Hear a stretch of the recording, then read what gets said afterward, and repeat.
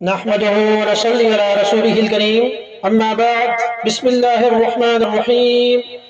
صہیب رضی اللہ عنہ نبی اکرم صلی اللہ علیہ وسلم سے روایت کرتی ہیں کہ آپ صلی اللہ علیہ وسلم نے فرمایا جب تمام جنتی جنت میں پہنچ جائیں گے تو اللہ تعالیٰ فرمائے گا کہ اس سے زیادہ کچھ اور تم مجھ سے چاہتے ہو؟ جنتی عرض کریں گے کہ آپ نے ہمارے چہروں کو روشن و منور نہیں کیا، کیا آپ نے ہمیں جنت میں داخل نہیں کیا، کیا آپ نے ہمیں دوزخ کی آگ سے نجات نہیں دی؟ آپ نے فرمایا تب حجاب اٹھا دیا جائے گا اور اہل جنت اللہ تعالیٰ کی ذات اقدس کی طرف دیکھیں گے، اور اہل جنت کو ایسی کوئی نعمت عطا نہیں ہوئی جو پروردگار کی طرف سے ان کے دیکھنے سے زیادہ بہتر اور پسندیدہ ہو۔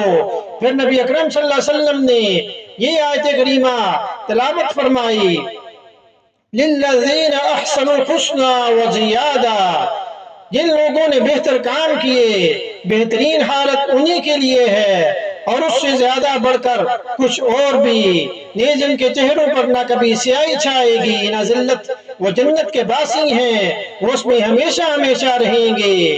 اس آیت کی تفسیر میں یہی حدیث جو ہے پیش کی جاتی ہے، تو اللہ پاک ہمیں جنت الفردوس نصیب کریں، سنت پر عمل کرنے کی توفیق عطا فرمائیں۔ وما علینا الا البلاغ المبین۔